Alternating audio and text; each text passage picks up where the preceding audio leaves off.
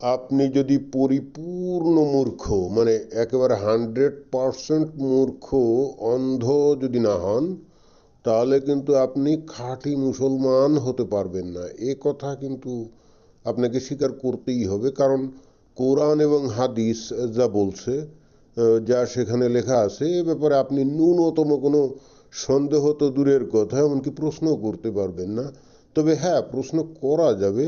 আপনি যদি এরকম বলেন যে আচ্ছা, নামাজ কিভাবে পড়তে হবে, কয় রাকাত পড়তে হবে, নফল নামাজ কিভাবে পড়তে হবে, তাহাজ্জুদ নামাজ কিভাবে পড়তে হবে, এই রকম সম্পর্কিত প্রশ্ন করা যাবে, কিন্তু এই ধরনের কোনো প্রশ্ন করা যাবে না যার মধ্যে ন্যূনতম কোনো সন্দেহ, ন্যূনতম কেন বলি, আসলে যার্রা পরিমাণ যদি কোনো সন্দেহ থাকে কোনো প্রশ্নে, সেটা করা যাবে না। যদি করেন তাহলে আপনি কিন্তু মুসলমান হবেন না। দেখুন, এই যে ইউটিউব যারা দেখে, ফেসবুক যারা চালায়, নিশ্চয়ই আব্দুর রাজ্জাক বিন ইউসুফকে অনেকেই চিনেন। আমার মনে হয় যে সবাই চিনেন, এবং তার সঙ্গে ঘাঁটি মুসলমান তো বাংলাদেশে আমার মনে হয় যে খুব বেশি নাই। এবং তার ছেলে এই যে আবদুল্লাহ আবদুল্লাহ বিন আব্দুর রাজ্জাক, সেও কিন্তু তার পিতার মতো একেবারে খাঁটি মুমিন। সে সম্প্রতি সম্ভবত মদিনা বিশ্ববিদ্যালয় থেকে পাশ করে এসছে, এবং এরা দুইজনেই একেবারে খাঁটি আহলে হাদিস, অর্থাৎ নবীর অনুসারী এবং খাঁটি মুমিন। তো আমরা কেমন ধরনের মূর্খ এবং অন্ধ হলে খাঁটি মুমিন হওয়া যায়, এই আবদুল্লাহর কাছ থেকে আমরা শুনে নেই। তো আসুন আমরা শুনি।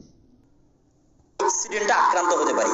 তো যেহেতু করোনা ভাইরাস ছোঁয়াচে রোগ, আর ইসলাম ছোঁয়াচে রোগকে মানে না, কথা বুঝতে পারছেন? ইসলাম ছোঁয়াচে রোগকে কি করে না, মানে না। তো ছোঁয়াচে রোগ থেকে বাঁচার জন্য আপনি যা যা অবলম্বন করবেন, সেটা প্রমাণ করবে যে আপনি ছোঁয়াচে রোগে বিশ্বাস করেন। সে নিজেই কিন্তু স্বীকার করলো। আপনারা যদি তার বক্তব্যটাকে শুনেন মন দিয়ে এবং খুব মনোযোগ সহকারে, সে কিন্তু খুব পরিষ্কারভাবে বলল যে যেহেতু করোনা ভাইরাস একটা ছোঁয়াচে রোগ, দেখছেন, অর্থাৎ যেহেতু, অর্থাৎ সে জেনে ফেলেছে, অর্থাৎ সে স্বীকার করে নিয়েছে করোনা ভাইরাস কিন্তু একটা ছোঁয়াচে রোগ। কিন্তু কিন্তু যেহেতু হাদিসে বলা আছে সংক্রামক রোগ বলে কোনো রোগের অস্তিত্ব নাই, নবী বলে গেছেন, তাও তো আর একটা হাদিসে না। একটা হাদিস যদি হতো, নাইলে জয়ীফ, নাইলে মাউদু, মানে জয়ীফ মানে দুর্বল হাদিস, অথবা মাউদু মানে জাল হাদিস, এভাবে আমরা সাইড করে দিতে পারতাম। কিন্তু সমস্ত সহি কিতাবে, অর্থাৎ সহি হাদিস কিতাবে, সহি সনদে অনেকগুলো হাদিস আছে, বুখারী, মুসলিম, আবু দাউদ, তিরমিজি, মালিক মুয়াত্তা, নাসাই, সমস্ত কিতাবে কিন্তু ছোঁয়াচে রোগ বলে কোনো রোগ নাই, এইটা কিন্তু নবী খুব পরিষ্কার করে বলে গেছেন। সুতরাং একজন খাঁটি মুসলমান যদি এখন জানেও, বাস্তবিক কারণে যদি জানে, ছোঁয়াচে রোগ হলো কি, অর্থাৎ একজনের শরীরে একটা রোগ হয়েছে, তার কাছ থেকে যদি আর একজনের কাছে ওই রোগটা ছড়ায়, ওটাকে ছোঁয়াচে রোগ বলে, তাই না? বিশেষ করে বাতাসের মাধ্যমে অথবা স্পর্শের মাধ্যমে যদি ছড়ায়, তাহলে তাকে আমরা কি বলি, ছোঁয়াচে রোগ বলবো, অর্থাৎ সংক্রামক রোগ বলবো, তাই তো? এখন আমরা তো সবাই খুব ভালো করেই জানি যে করোনা ভাইরাস কিন্তু একটা ছোঁয়াচে রোগ, অর্থাৎ একজনের কাছ থেকে অন্য একজনের কাছে ছড়ায়। এখন এই আবদুল্লাহ তো জেনে গেছে যে এটা একটা ছোঁয়াচে রোগ, কিন্তু কিন্তু নবী বলে গেছে সংক্রামক রোগ বলে তো কোনো কিছু নাই। তাহলে যদিও আমি জানি যে সংক্রামক রোগ আছে, কিন্তু এটা স্বীকার করা যাবে না। এই জন্য দেখেন কি সুন্দরভাবে ও বলছে, আপনাকে স্বাভাবিক থাকতে হবে। কিরকম থাকতে হবে? স্বাভাবিক। এটা গেল তো বাইরের জীবন। আবার ওটাকে যদি আপনি মসজিদে নিয়ে যান, সালাতের মধ্যে নিয়ে যান, ওটা আরো অতিরিক্ত হয়ে গেল। কেননা আমি ছোঁয়াচে রোগে বিশ্বাসই করি না, এই জন্য আমি মুখ ঢাকতে নিষেধ করতেছি। যে করোনা ভাইরাস যেহেতু ছোঁয়াচে রোগ, আর ছোঁয়াচে রোগ যেহেতু নাই, অতএব এই না থাকা জিনিসটার কারণে সালাতের এত বড় গুরুত্বপূর্ণ ইবাদতকে তুমি মুখ ঢেকে নষ্ট করে দিবে, এটা হতে পারে না। অবশ্যই পারে না। একেবারে ঘাড়ি কথা বলেছো আবদুল্লাহ। ও এত সুন্দর যে তুমি কথা বলো। হ্যাঁ, তুমি নিজেই স্বীকার করছো যে করোনা ভাইরাস একটা ছোঁয়াচে রোগ, এবং ছোঁয়াচে রোগ বলে রোগ আছে, অর্থাৎ তুমি নিজে বাস্তবে যেহেতু চলাচল করো, সেখানে তো আর অস্বীকার করার কোনো কায়দা নেই। যেমন খুজলি, পাঁচড়া, এগুলো কিন্তু ছোঁয়াচে রোগ। তারপরে এই যে এই করোনা, এটাও ছোঁয়াচে রোগ, তাই না?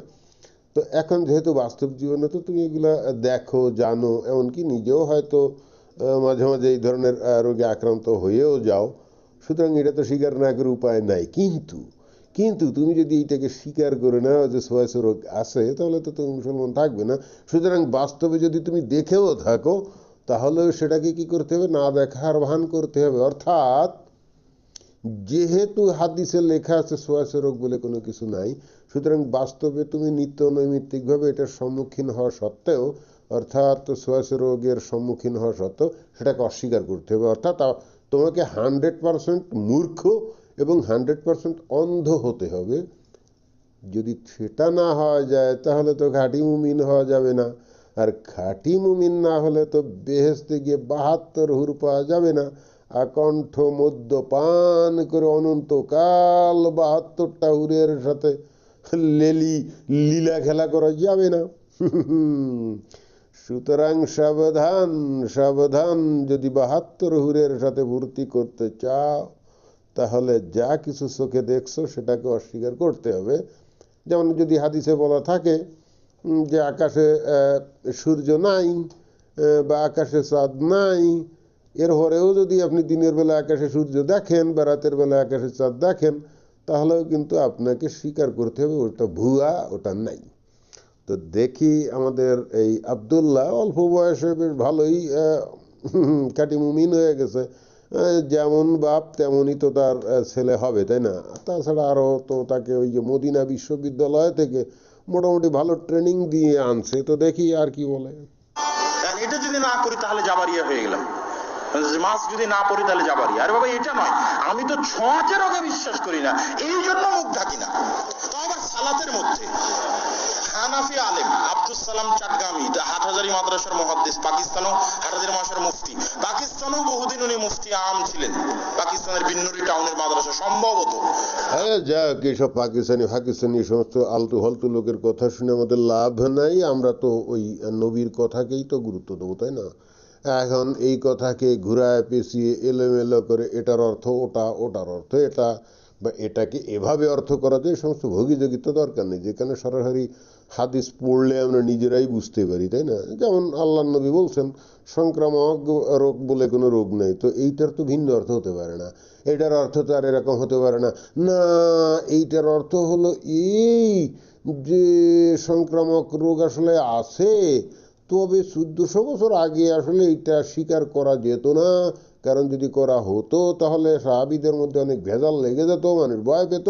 এই জন্য নবী ওইটা ওই রকম বলে গেছেন। এই সমস্ত ভোগীযোগী আলতু ফালতু ধান্দাবাজি কথাবার্তার তো কোনো সুযোগ নেই। কারণ নবী যা বলে গেছে তা চিরকাল বহাল থাকবে এবং সেটার অর্থ চিরকাল একই থাকবে। কালকে একটা, আজকে একটা, পরশু একটা, এরকম তো হবে না, তাই না? তো যাই হোক, মোটামুটি আব্দুর রাজ্জাক বিন ইউসুফের কথা আমরা দীর্ঘদিন ধরে, মানে প্রায় তার তো অনেক সুন্দর সুন্দর বক্তব্য আমরা জেনেছি এবং খাঁটি ইসলাম তার কাছ থেকে জেনেছি, এবং আমরা চেষ্টা করেছি খাঁটি ইমানদার বান্দা হওয়ার জন্যে, যাতে করে ওই মরার পর 72 হুর মিস না হয়। কারণ আমাদের মূল লক্ষ্য তো 72 হুর। দেখুন যে লোকজনের কাছে যখন 72 হুরের কথা আপনি বলবেন, হয়তো সে একটু লজ্জা পাবে বা বলবে যে না, ওই লোভে আমি নামাজ রোজা করি না। আরে ভাই, কোরআন এবং হাদিসে বারে বারে বারে বারে বারে বারে কিসের লোভ দেখিয়েছে? বেহেশতের লোভ, তাই না? তো অর্থাৎ আপনি ইমানদার বান্দা হবেন, ইসলাম সঠিকভাবে পালন করবেন, এর জন্য পুরস্কার কি? বেহেশতে যাওয়া, তাই না? এখন ভাই, বেহেশতের বর্ণনা তো আল্লাহ আবার নিজেও দিয়ে দিয়েছে যে সেখানে হুর আছে, মদের নহর আছে, তাই তো? আর নবী তার হাদিসে বলে গেছে 72টা হুর আছে। যদিও ওই হুরের বর্ণনাগুলো শুনলে আবার সেটা কত সুন্দর সেটা কিভাবে মানে বুঝতে পারি, মানে সেটা মাঝে মাঝে একটু মানে দ্বন্দ্বে পড়ে যায়। এই হুরদের নাকি দেখতে একেবারে স্বচ্ছ, হাড্ডি গুড্ডি দেখা যায়। আমরা তো ভাই এই ধরনের সৌন্দর্যের কোনো বিষয় সম্পর্কে আমরা অবগত না। মানে একটা নারী, ধরুন যে একটা সুন্দরী নারী, তাই না? তো মনে করেন সে যদি এত স্বচ্ছ হয়, ধরুন যে সে পোশাক পরা আছে, ঠিক আছে, কিন্তু হয়তো মুখটা হয়তো তার খোলা আছে, মানে মুখটা হয়তো অল্প একটু খোলা আছে, আমি হয়তো তার মুখটা দেখলাম। তো ওই মুখটা দেখার সময় যদি তার অরিজিনাল চেহারার সৌন্দর্য না দেখে তার ওই মুখের ভিতরে যে খুলি হাড্ডি গুড্ডি এগুলো যদি আমার চোখের সামনে ফুটে ওঠে, তাহলে এটা আসলে কোন ধরনের সৌন্দর্য? আসলে হবে কি, এগুলো ইহুদি নাসারাদের মানে ফালতু বক্তব্য হবে। বেসিক্যালি ইসলামে নারীর সৌন্দর্যের সংজ্ঞা হবে আসলে ভিন্ন। অর্থাৎ ওই যে হাড্ডি গুড্ডি দেখার তাই হলো চূড়ান্ত সৌন্দর্যের একটা বিষয় ইসলাম অনুযায়ী। এবং একই সাথে এই যে আমাদের আব্দুর রাজ্জাক বিন ইউসুফ কিন্তু ওই যে একবার বলেছিলেন, আপনারা অনেকেই জানেন, ওরা এত নরম, ওরা এত নরম, ওরা এত নরম। ওরা মানে কারা? মানে ওই যে হুররা, তাই না? ওই যে 72টা হুর, ওরা এত নরম। আরে ভাই, এত নরম হইলে তো দেখুন যে একটু অশ্লীল শোনাবে নাকি? বলবো নাকি না?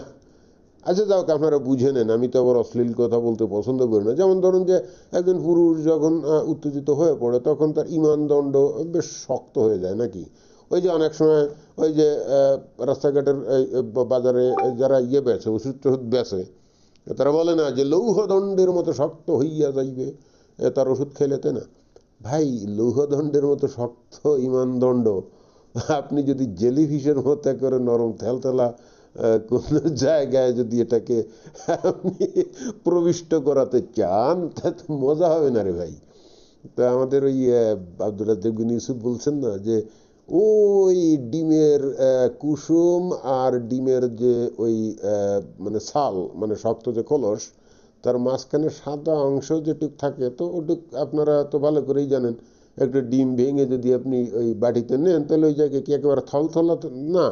সাগরে যে জেলিফিশ আছে তার চাইতেও তো তার চাইতেও তো নরম থলথলা। আরে ভাই, ওই রকম একটা শারীরিক কোনো নারীর সাথে আপনার ইমান দণ্ড লৌহের মতো শক্ত, এইটা নিয়ে আসলে কতটা মজা পাওয়া যাবে আমার কাছে একটু প্রশ্ন জাগে। অ্যাটলিস্ট আমি সত্যি কথা বলতে গিয়ে আমার কাছে যদি এই ধরনের কোনো নারী আসে অত থলথলা, আমি বললাম আফসাই তুই অন্যদিক দেখোস, আমার এত তলতলা জিনিস লাগবে না। তো যাই হোক, একটু মজা করলাম, আশা করি মানে ফান হিসেবে নেবেন।